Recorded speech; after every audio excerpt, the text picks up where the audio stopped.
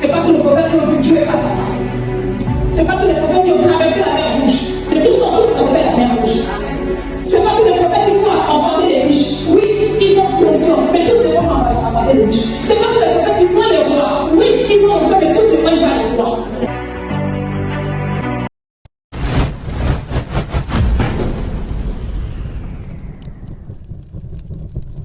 Le savoir-être, le savoir-faire. Est-ce que tu peux le dire à ton frère? La reconnaissance nous amène dans le savoir-vivre. La reconnaissance nous amène dans le savoir-être. La reconnaissance nous amène dans le savoir-faire. Et mieux encore, la reconnaissance nous conduit vers les grands chantiers de notre vie. Les grands défis de notre vie. Pourquoi? Parce que derrière les défis que nous traversons ou que nous affrontons, derrière les ponts qui existent, il y a des challenges. Mais tu dois être reconnaissant pour affronter toutes ces choses. Aide-moi à dire Amen. Amen. La reconnaissance est comme un fleuve qui coule. Et il ne faut pas te permettre d'arrêter le fleuve. Il faut laisser couler.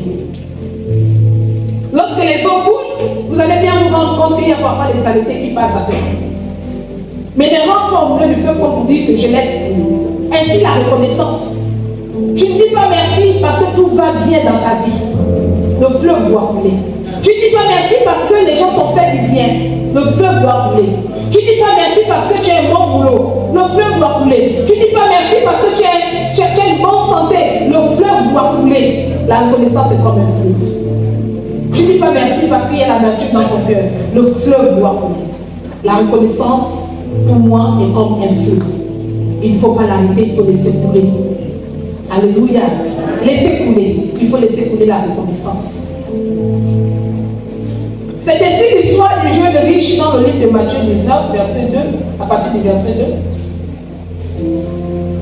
Où Jésus va entrer au contact avec ce jeune homme riche qui va poser la question au maître. Que faut-il faire? Je vous donne la référence, vous allez lire à la maison. Que faut-il faire pour hériter du royaume des cieux? Jésus va nous dire, il faut aimer ton père et ta mère.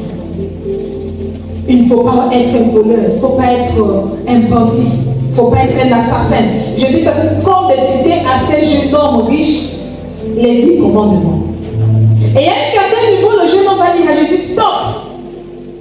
Stop. Je crois qu'à ce niveau, tu deviens fou. Si c'est l'amour, je sais apporter de l'amour. Je ne suis pas un bandit, je ne suis pas un voleur, je ne suis pas un adultérin. Je vis aisément ma vie, je n'ai pas de difficultés. Donc à ce niveau, ton message est faux. Stop. En fait, cela me ramène au message de la reconnaissance qui est un fleuve qu'il faut laisser couler.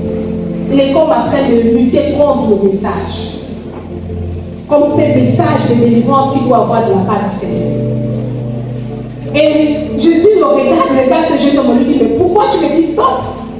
C'est bien le commandement que ça peut te donner. Il va dire à Jésus, toutes ces choses-là, je les fais. À ce niveau, je suis juste. Jésus, connaissant le jeune homme, va se retourner, va dire au jeune homme, dans ces cas, va et vends tous tes biens, partage-les aux pauvres. Va et vends tous tes biens, partage-les aux pauvres. Celui qui pensait maîtriser les Écritures, celui qui pensait qu'il avait tout vu et qu'il était arrivé au haut sommet, à ce niveau, on vient toucher à ce qui est propre, son intérêt personnel. Va et va tous ses biens.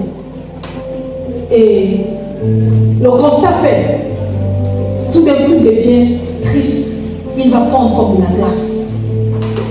Mais bien, j'ai souffert, les distribuer, les donner aux personnes que je ne connais pas. Non mais c'est pas possible. C'est quel message qu'il m'apporte là? Alors il est rentré chez lui. Et Jésus s'est retourné vers ses disciples pour leur dire, si quelqu'un n'est pas prêt à perdre tout ce qu'il a, il n'héritera pas le royaume des cieux. Il est plus facile pour un chameau de passer par le trou d'une aiguille qu'un homme. Ça me ramène au message de la reconnaissance. Si tu n'es pas prêt à t'abandonner pour reconnaître qui est Dieu, si tu n'es pas prêt à t'arrêter un seul instant pour reconnaître les bienfaits de ton Dieu à ce jeune homme riche qui avait tellement sa richesse qui a dit à Dieu, je connais tout. Je connais tout. Aide-moi à dire amen. Lève ta main. Chaque matin, Église, réveillez-vous tout en étant reconnaissant. Chaque matin, homme d'affaires, réveille-toi tout en étant reconnaissant. Chaque matin, jeune homme, réveille-toi tout en étant reconnaissant. Chaque matin, jeune femme, réveille-toi tout en étant reconnaissant. Peu importe comment tu t'es battu, j'aime bien ces versets qui disent qu'alors que tu veux rentrer dans la présence de ton Dieu, avant même que la nuit ne se couche et que le jour ne se lève, vérifie l'état de ton cœur. Parce que tu ne dois pas t'endormir avec la colère. Parce que de cette manière, si la colère dans ton cœur, tu auras du mal à être reconnaissant. Parce que celui qui doit être reconnaissant doit être juste, doit avoir un cœur pur. Voyez, nous sommes tellement troublés par les choses de la vie que nous avons du mal à nous arrêter, à lever toutes les aiguilles, les épines qui sont dans nos cœurs. Les gens nous font tellement du mal, nous font tellement du mal. Et souvent même ce mal qu'ils nous font nous arrache la reconnaissance. Combien de personnes n'ont pas été frustrées ici? Combien de personnes n'ont pas été trahies par des personnes chères? T'arrachant même ta personnalité, qui tu es. Mais le Seigneur dit sois reconnaissant. Comment être reconnaissant? J'aime bien cette journaliste, c'est pas comment elle l'appelle. Qui dit qui pour répondre? Gazita. Qui pour répondre? La vie est chère. Qui pour répondre? Les gens sont pauvres. Qui pour répondre? Également, qui pour répondre? Lorsque nous ne sommes pas reconnaissants face à Dieu, et qu'un jour tu vas te retrouver en face de Dieu au ciel, et il te dira, voici l'église que je t'ai donnée, il y avait tout, et tu n'as pas été attentionné. Voici l'épouse que je t'ai donnée, elle était toute belle, toute mignonne, elle avait tous les talents, toutes les capacités qu'il faut, mais tu n'as pas été attentionné. Voici les enfants que je t'ai donnés, il y avait même des princes et des rois, mais tu n'étais pas un père attentionné, tu étais absent. Qui pour répondre? Bien sûr, sur la terre tu ne peux pas répondre, mais au ciel tu répondras de tes actes. Aide-moi à dire amen. Église, soyons reconnaissants. Église, soyons reconnaissants. N'oublie pas que quelqu'un qui te parle se bat pour avoir ce que tu as. C'est à quelqu'un que je parle. C'est à une femme que je parle ou à un homme que je parle. N'oublie pas que quelqu'un quelque part se bat. Peut-être au sein de l'église. Se bat pour avoir ce que tu as. Je parle à qui? Je parle à qui? À qui je parle? Si ça toi, dis amen. N'oublie pas qu'il y a quelqu'un qui convoite ce que tu as. Il y a quelqu'un qui se bat pour avoir ce que tu as. Oh ma vie, je ne la comprends pas. Ce type de mari que tu m'as donné. Mais il y a quelqu'un qui dit si je pouvais seulement avoir cet homme. Si je pouvais seulement avoir ce beau visage. Si je pouvais seulement avoir ton travail. Si seulement je pouvais m'asseoir comme tu t'assois. Un jour, le pasteur Obama va faire son témoignage, vous ne connaissez pas. Il va dire que sa femme n'est pas très belle, hein? C'est pas une belle femme. Mais il a apprécié sa femme à cause de son sourire. Alors qu'il prêchait comme homme de Dieu à la recherche d'une femme, et au fond de l'église, il a observé une jeune dame qui est attirée. Il dit c'est son sourire qui l'a attiré. Mais il dit c'est quoi, ma femme, elle n'est pas belle femme, mais son sourire, aïe. Il est tombé amoureux du sourire. Tout comme papa Pascal disait, j'aime bien voir. J'aime bien voir, Dieu me taire, il comprend que maman Sylvia. On acclame le Seigneur. Oui, ce que tu as. Papa Pascal, tu as raison de continuer d'apprécier maman Sylvia. Oui, ce que tu as. Et que tu négliges. Il y a quelqu'un qui se bat pour ça. Ce que tu appelles même fardeau. C'est mari fardeau. Cet enfant démon, ce travail compliqué, il y a quelqu'un qui ne sait pas pour avoir ce travail compliqué. Il y a quelqu'un qui ne sait pas pour chercher à avoir ses maris démons. Il y a quelqu'un qui se bat pour ça. Ce que tu négliges, tel mon église, Amélia, les gens ne sont pas reconnaissants. Amélia, il manque d'amour. Amélia, il y a des frustrations. Le pasteur a des choix particuliers. Il y a des gens dehors qui disent, où prêche la mémoire bénie mon pote. Oh, ta manière de dire amen, ta manière de dire amen, ta manière de dire amen, ta manière de dire amen, ta manière de dire amen ressemble à un petit sorcier. Donne-moi un amen et j'avance. Ah, oui.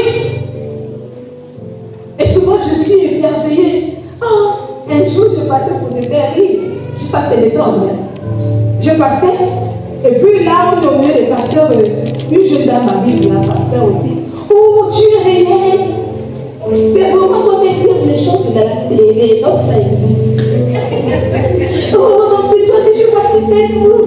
Bon, moi, je peux te dire, je dis réel, mais il faut que les choses de la télé touchent.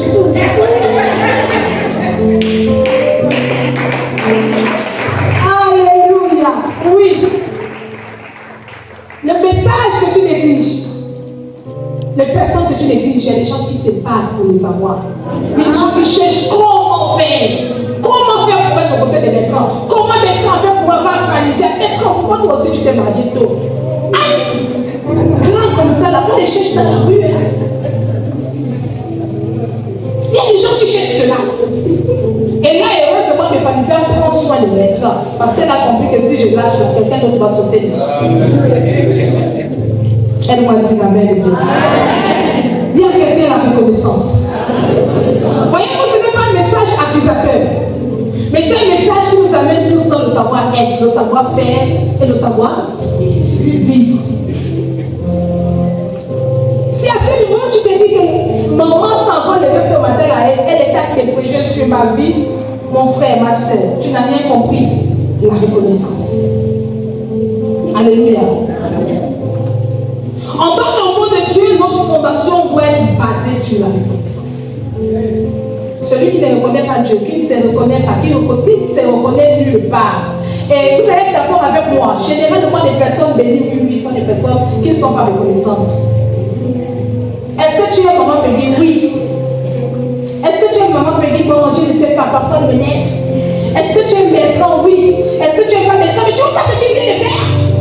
Est-ce que les personnes bénies? Oui, oui.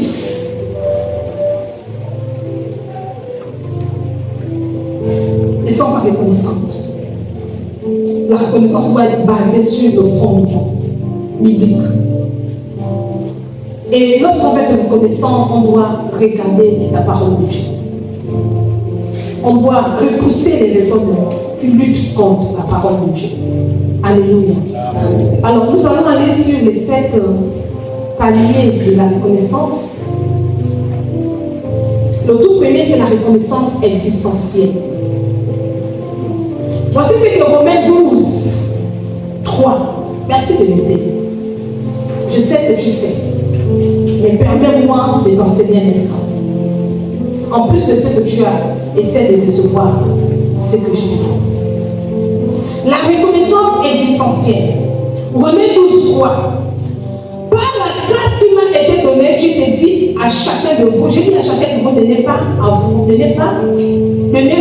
pas, de n'avoir pas de lui-même une trop haute opinion, mais de revêtir les sentiments modestes, selon la mesure de foi que Dieu a départie à chacun. De ne pas avoir une trop haute opinion de ta personne. Pas des sentiments trop modestes. C'est ce que l'apôtre Paul est allé nous dire. La reconnaissance existentielle. Chacun de nous doit se reconnaître. Et ça, pour moi, c'est d'abord le tout premier palier. Suivez ici. C'est important ce que je dis. C'est un palier assez important. Je vais beaucoup développer le mercredi, mais je vais essayer d'aller rapidement. La reconnaissance existentielle. Voyez-vous, si vous ne reconnaissez pas qui vous êtes, les gens vont passer le temps à vous rabaisser. Combien de fois les époux se sont rabaissés entre eux? Je t'ai accepté parce que tu n'étais rien. J'ai même eu pitié de toi parce qu'en fait, quand tu me draguais là, je t'ai accepté par hasard. Mon Dieu, j'avais même plus le vin ou quoi.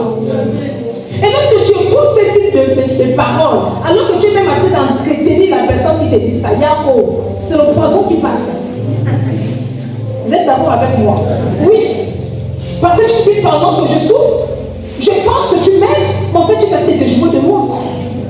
Mais lorsque tu reconnais qui tu es, le potentiel, la capacité, les talents, comment Dieu t'a pris le temps de te bâtir, de te façonner, quelqu'un ne peut pas te rabaisser. Beaucoup de personnes souffrent de frustration. Pourquoi? Parce que non, il a un langage rabaissant. Parce qu'ils ne me reconnaissent pas ma juste valeur. J'ai dit, est-ce que j'ai besoin que tu puisses reconnaître ma juste valeur ou je dois reconnaître ma juste valeur? Pensez-vous que si je ne me valorise pas, c'est vous qui allez me valoriser? Non. Aïe! Quelqu'un dit Alléluia. Si je ne me valorise pas, c'est pas toi qui vas me valoriser. Hein? Je dois reconnaître que j'ai de la valeur. Commencez à vendre cette valeur avant que toi tu viennes t'ajuster à cela.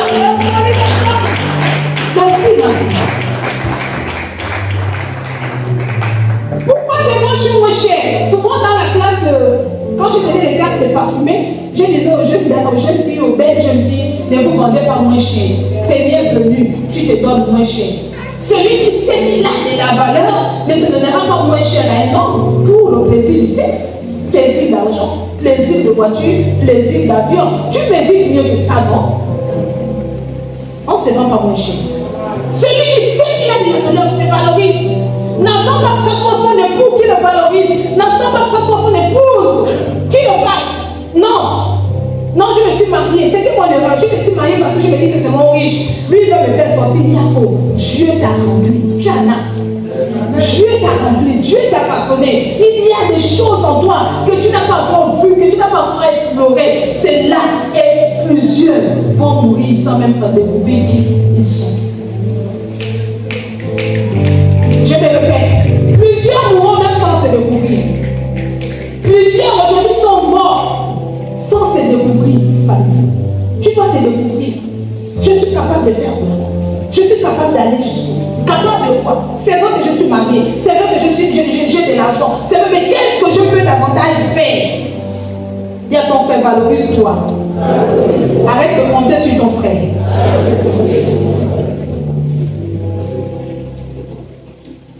On se valorise.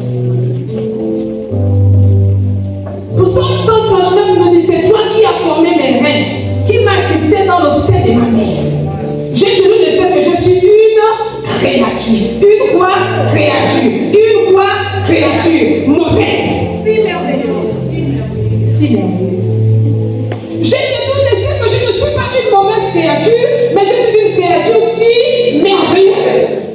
Celui qui sait qu'il est une créature si merveilleuse, Jacob, même sa manière de marcher là, ça veut dire merveilleux. Sa manière de s'habiller, selon le moyen que Dieu l'a donné, ça veut dire merveilleux. Sa manière de se présenter devant les hommes dit merveilleux. Il y a des gens, même quand ils le voient marcher, tu as l'impression que c'est le vent qui les pousse. Mon frère, il faut t'arrêter. Il faut bien marcher avec ça. Marche bien. Parce que tu te valorises. Et pourquoi on fait le tri des mannequins? Pourquoi on les forme? Parce que la marche là du prix. Est-ce que tout le monde peut marcher comme mannequin? Tu es une créature si comment? Merveilleuse. Ah, est-ce que tu peux te lever un instant?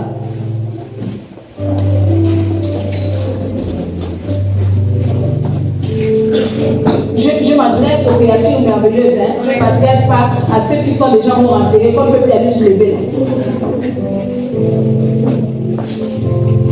Dis au nom de Jésus. Au nom de Jésus. Je reconnais que je suis une créature. Si comment? Si merveilleuse. En fait, je sais que vouloir dire à quelqu'un à toi ce matin que si on t'a rabaissé un jour, Yako, tu es une créature si merveilleuse. Si on t'accorde pas de l'important, tu es une créature comment? Si merveilleuse. Même si ça ne va pas, tu es une créature comment? Si merveilleuse. Et Yako, je suis étonné de voir des choses à la télé. Des personnes qui n'ont pas de pieds, qui n'ont pas de bras, qui vont se marier au riche. J'ai dit, ça a commencé comment? Lui, il n'a pas de pieds, il n'a pas de mains. Comment tu es tombé amoureux? Et là, la réponse se trouve chez Dieu. C'est une créature si merveilleuse. Il a aimé. Il a comment? Aimé. Il a comment? Aimé. Il a aimé par son grâce. Oh. Donc il a aimé par la grâce. Et de façon qu'il est amoureux. Je suis ces derniers temps, je suis tombée sur une série, je ne sais pas si c'est série. On s'appelle comment? Où les femmes cherchent son mari. Le bachelor. Seigneur avec Jésus-Christ. Je dis, il n'y a pas de bachelor ici. Jusqu'à toi, tu es encore célibataire. Comment? Il faut venir au bureau. Quand je vois comment les femmes là, Seigneur, l'homme. Il faut pas se l'aider. Quelqu'un dit Alléluia. Quelqu'un dit Alléluia. Quelqu'un dit Alléluia. Hey, maintenant si tu as trouvé ton bachelor, il faut bien le garder. Parce que je vois beaucoup de femmes pour un seul homme, le bachelor. Et finalement, c'est une rose qui vient. Une rose. Est-ce qu'il va me prendre les champs de blanc? Est-ce qu'il va me prendre? Est-ce que tu vois les femmes de foi? Oh Seigneur, oh Seigneur, oh Seigneur. Et quand on t'arrive pas, tu as dit, oh, tu m'as déçu. La reconnaissance. Nous sommes, c'est notre message, la reconnaissance. Il y a ton frère la reconnaissance. Oui, c'est vrai que nous vivons, mais ne nous éloignons pas de ce message, la reconnaissance. Tu es une créature merveilleuse. Si tu enlèves un peu le foulard et tu achètes le matin, tu vas voir que Dieu a pris le temps de planter chaque graine. Il a pris le temps à piquer les cheveux sur ta tête. C'est-à-dire que comment il les a plantés, je ne sais pas. Mais il a pris le temps de piquer. Aïe, comment tu peux ainsi? Comment est-ce possible d'ici? Comment? Parce qu'il savait que sur la terre, il faut que tu aies ça. Il a pris le temps de tirer ton nez. Il a pris le temps de peigner ton corps, de donner des formes. Et maintenant, toi, là, ce qu'il veut, c'est que tu valorises cela. Amen. Que tu sois un homme, que tu valorises cela. Souvent, j'entends les hommes, comment les femmes les rabaissent. Yeah, papa. J'ai dit, comment on peut te rabaisser comme ça? L'homme, c'est la tête de la famille. Amen. La reconnaissance donne le sentiment aux personnes d'exister, d'être appréciées pour leur valeur et tant qu'être humain. Pour ce fait, la reconnaissance existentielle nous amène à pratiquer les tâches et que l'on puisse nous reconnaître les tâches, qu'on puisse se reconnaître les tâches que nous faisons, nous puissions nous reconnaître pour nos efforts, nous puissions nous reconnaître pour les résultats. Merci de m'asseoir. Qu'est-ce que je parle de pouvoir dire? C'est-à-dire que lorsque tu reconnais que tu es, tu dois te reconnaître à trois niveaux assez précis. La reconnaissance existentielle. Reconnaître les efforts que tu fournis. Je suis surprise de savoir que quelqu'un qui a bâti une relation pendant 10 ans, 15 ans, 20 ans, vous êtes allé même à la mairie. Et ensuite, tu disais, comment tu casses ça comme ça. C'est-à-dire que tu n'as même pas reconnu les efforts que tu as fait. Lorsqu'on pèse le poids des efforts fournis, on a du mal à briser une relation. Où il y a des enfants, où il y a des maisons, où vous avez des comptes communs ensemble, vous avez fourni autant d'efforts, et c'est une petite génération qui vient rentrer là-dedans, et tu te dis ça comme ça. Yako, les 15 ans que Dieu t'a donné pour construire cette relation, tu penses que tu pourras construire ça avec ça? Lorsque tu reconnais que tu as fourni des efforts quelque part, tu auras du mal à détruire. Tu te bats pour conserver cela. Tu auras du mal à mépriser ton voisin. Tu auras du mal à mépriser ton partenaire. Tu auras du mal à mépriser ton travail. Ce pourquoi tu souffres, tu as pour obligation de retenir cela. J'ai l'impression que je prêche cela. Lève-moi ta main. Salue-moi le Saint-Esprit. Aide-moi à dire 3 fois. Amen. Amen. Oui, Église. Tu as fourni des efforts. Reconnais les efforts que tu as fournis. Reconnais les efforts que tu fournis au niveau de ton entreprise. Et tu ne peux pas te lever un bon matin comme ça et puis fouler au pied. Reconnais les efforts que tu as fournis en allant à l'école, en ayant les diplômes. Tu ne peux pas te lever un bon matin comme ça et puis fouler au pied. On ne foule pas les efforts au pied, on les reconnaît. Ça fait partie de ton palmarès.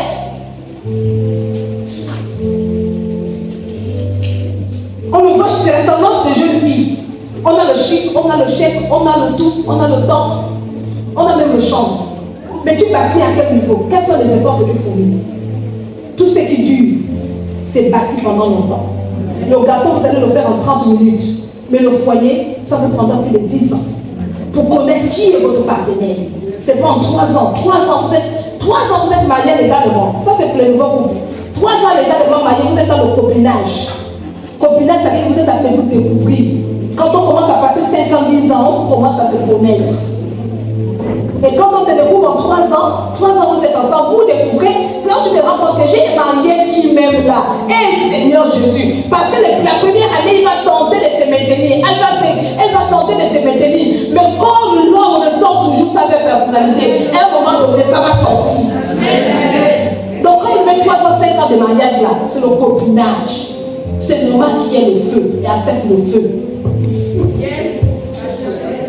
La reconnaissance de l'effort, la reconnaissance des tâches, la reconnaissance des résultats. J'ai de bons résultats au niveau de mon travail. Pourquoi aller en retard? Je suis apprécié par mes chefs. Pourquoi aller en retard? J'ai de bons résultats dans mon foyer. Pourquoi minimiser ceux qui s'occupent de toi? J'ai de bons résultats en mathématiques. Pourquoi ne pas continuer à se former ou à étudier à maths? La reconnaissance existentielle vous amène à reconnaître les tâches, à reconnaître les résultats, à reconnaître les efforts, si possible même l'investissement. Il y a des gens pour construire une maison, ils prennent par rapport à l'air moyenne, le salaire d'une secrétaire mal payée, le salaire d'une dame de ménage, peut-être 100 000, 50 000. Elle s'investit à construire une maison. Quand tu es dans cette maison, c'est ton investissement. Tu reconnais tes efforts. C'est-à-dire que lorsque tu dors même là, tu dis, hé Dieu, moi là, je ne veux pas voir la maison. Tu reconnais tes efforts. Tu ne viens pas là minimiser la maison. Comme pour dire, c'est quel type de maison ça? Un jour ça va arriver, oh, j'aurai des tâches. Yako! C'est que tu as, autre place. Au lieu de convoiter de combien? La reconnaissance existentielle. Deuxième palier. La reconnaissance familiale. La famille est importante aux yeux de Dieu.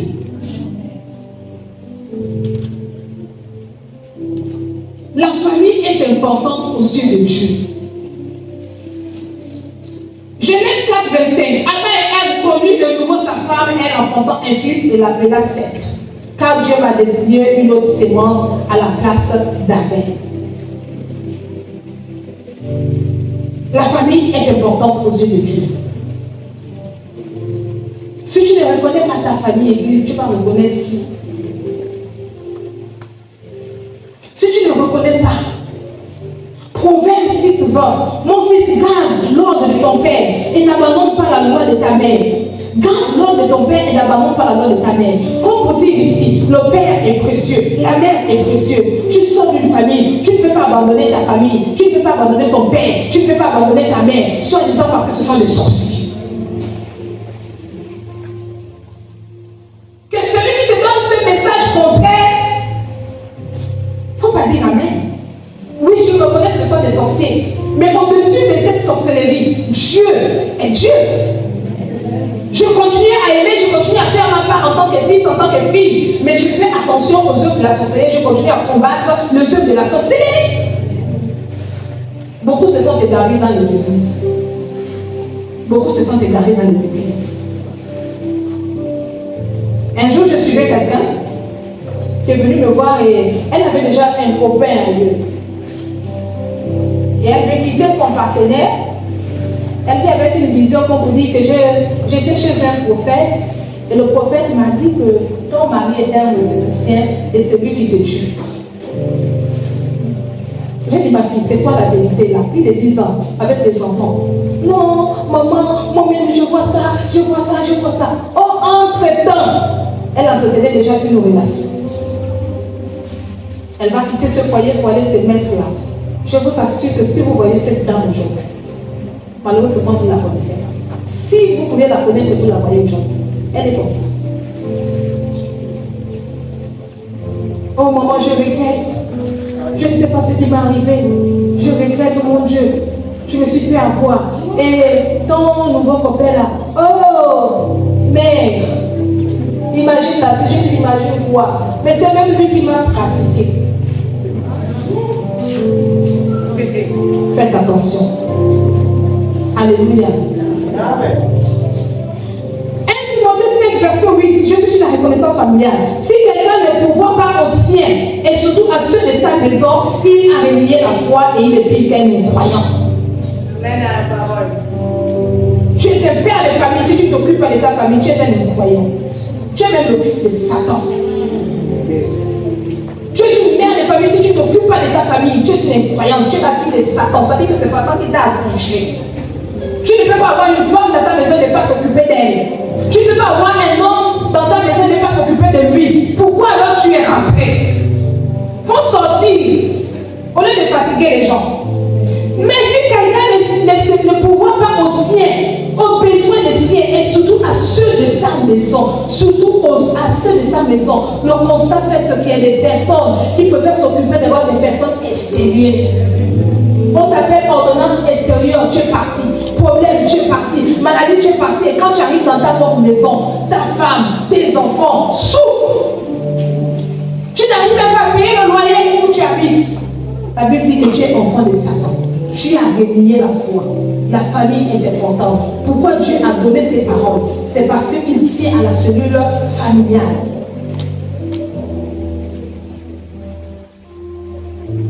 Proverbe 6, psaume 133, verset 1. Voici comme il est bon et agréable pour les frères de demeurer ensemble dans l'unité. La famille demeure ensemble. La famille est faite pour demeurer ensemble. Tu as construit ta petite cellule familiale, vous devez demeurer ensemble. Vous devez savoir vivre, savoir pardonner, savoir laisser passer, savoir essuyer, savoir oublier. Et là, ce sont les hommes qui vont être contents ce matin. Dans le savoir-être, le savoir-vivre, le savoir-essuyer, savoir effacer là.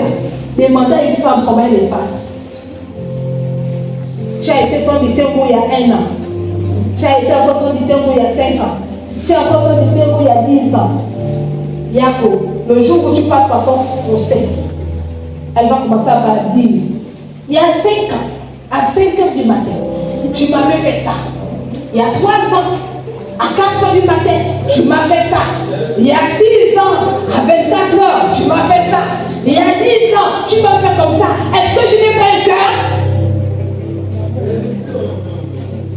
Une maman aide à dire Amen. Tu n'as pas effacé. On efface. Quand on efface, on prend l'éponge, on va mettre dans l'eau. Ça fond. Ça veut dire qu'il n'y a plus de traces. S'il y a des traces, ça veut dire que c'est un tatouage que tu suis ton corps et chaque fois tu viens le regarder. Tu ne pourras pas bâtir ton façon. La cellule familiale est importante aux yeux de Dieu. Messieurs, corrigez vos femmes. Corrigez vos femmes qui vous ramènent toujours au passé. Corrigez les femmes. Bien sûr, pour ceux-là qui ont changé, ceux-là qui n'ont plus jamais fait les mêmes erreurs, il ne faut pas leur rappeler cela. D'où on leur a tiré, d'où ils sont sortis. Mais si ce sont les mêmes erreurs, moi, on peut te rappeler tes erreurs. La reconnaissance familiale. Pourquoi? Parce que la cellule familiale permet qu'on active les liens. C'est le lieu où on se prépare pour la société. C'est le lieu où on prépare la gestion financière, l'éducation, la santé, le mariage, les décès. C'est là où les hommes se regroupent. Donc la cellule familiale est très importante. Si votre maison n'est pas assise, si votre maison n'est pas sécurisée par la paix, je vous assure que vos enfants seront également des enfants perdus, égarés. Ils vont reproduire ce que vous êtes. C'est pourquoi dans une maison, il doit y avoir le calme. Il doit y avoir le calme. Maman, quand tu bois le vin, respecte papa. Papa, quand tu bois le vin, respecte maman. Ton vin doit s'arrêter dehors. Quand on est dans la maison, c'est dessous. Personne ne dit Amen. Quand on est dans la maison, on fait quoi? On se dessous. Parce que dans la maison, on prend des décisions fermes. Si tu viens avec le vin, on prendra quelle décision? Parce que le vin rend effectivement l'homme insensé lorsqu'il est ivre. Et les grands débats ou encore les gars sont ouverts. Alléluia. Le bien-être, la reconnaissance familiale. C'est notre deuxième palier. Ici, j'ai mis le troisième palier, la reconnaissance du bout de pain, sinon du travail que tu as. Pourquoi j'ai mis bout de pain? Parce que si je m'arrête au niveau du travail, celle ou celui qui est secrétaire, qui fait le bricole, dira que ce n'est pas un travail. C'est pourquoi j'ai simplifié, j'ai mis bout de pain, la reconnaissance du bout de pain. Alors que tu cherches le travail, mais tu réussis à avoir 5 francs pour te nourrir, sois reconnaissant et garde ça précieusement. Ne va pas gaspiller et t'asseoir à la maison comme pour dire j'attends au revoir le grand travail. Non, tu mourras de faim. Regardez, ne négligeons pas l'argent. Sans argent, on ne peut rien faire. Plusieurs personnes sont mortes parce qu'ils n'avaient pas de quoi s'acheter l'ordonnance. C'est pourquoi il faut travailler. Les paresseux ne doivent pas résider dans la maison de Dieu. Les paresseux ne doivent pas résider dans la maison de Dieu. Dites-moi Amen. Dieu t'a donné des forces pour travailler. Tu as de quoi travailler. Tu as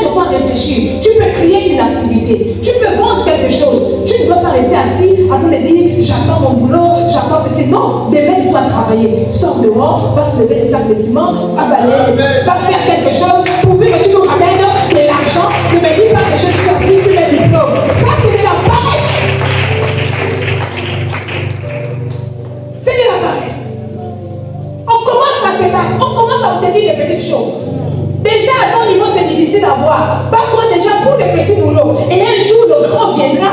Si tu n'arrives pas à conserver le petit boulot, ce n'est pas le grand boulot que tu vas conserver.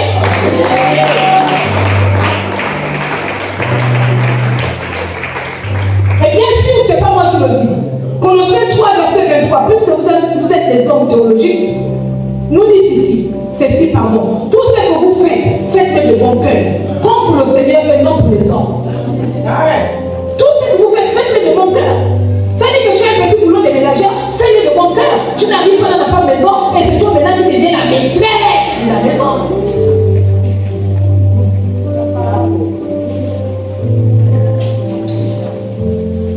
Un Corinthiens 10, verset 31. Soit donc que vous mangez, soit que vous buviez, soit que vous fassiez quelque chose d'autre. Faites tout pour la gloire de Dieu. Les proverbes nous disent tout ce que mes mains trouvent à tout à faire, je le fais. En attendant d'avoir ce qui correspond à mes diplômes.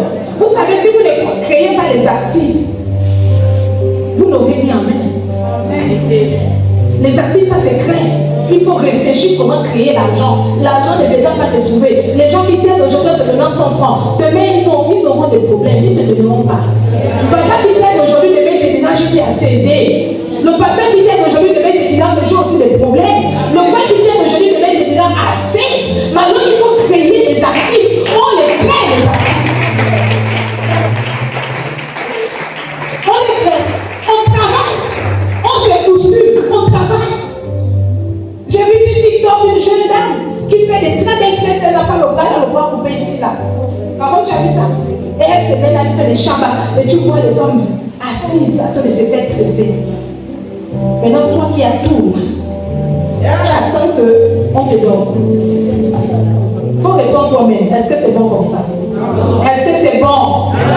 Est-ce que c'est bon comme ça? On ne néglige pas le bout de pain. On ne néglige pas ce que Dieu te donne. On ne néglige pas les personnes qui te bénissent. C'est le compte de l'homme.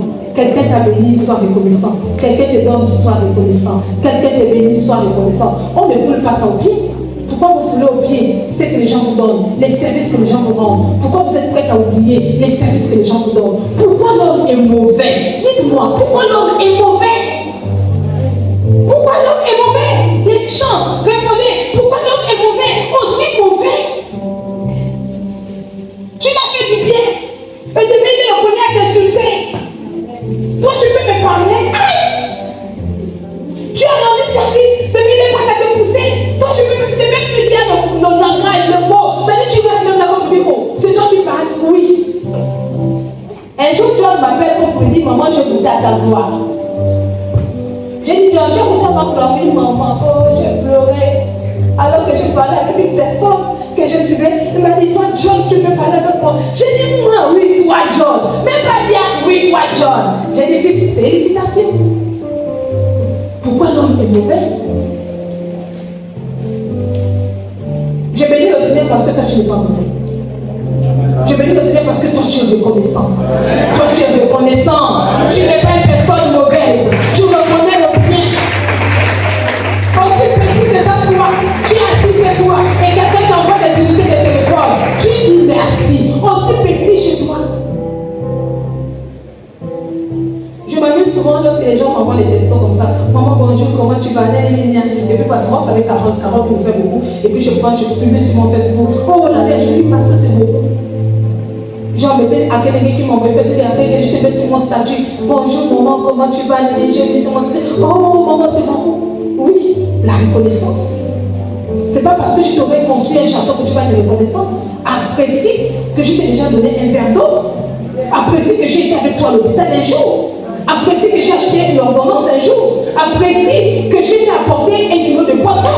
Apprécie que je t'ai apporté l'évangile. Apprécie cela. Et mieux encore, madame apprécie que ton monsieur un jour lorsqu'il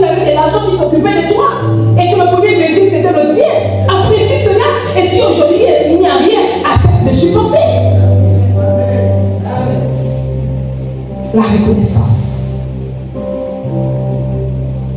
Alléluia. Si tu avais moi mettre tes mains sur ta tête, essaie d'être reconnaissant sur ces 3 paliers. La reconnaissance de ce que Dieu t'a donné, il t'a donné pour le pain. Alors que tu travailles pour des raisons fondamentales, parce que tu veux gagner la vie. Tu travailles pour exister au niveau social. Tu travailles pour te bâtir. Tu as toutes les raisons d'apprécier ce que Dieu t'a donné. Je t'amène en fait à dire merci pour tous les revenus que tu as. Merci pour le travail. Merci à Jésus. Amen. Si ce message te bénit, lève un peu la main.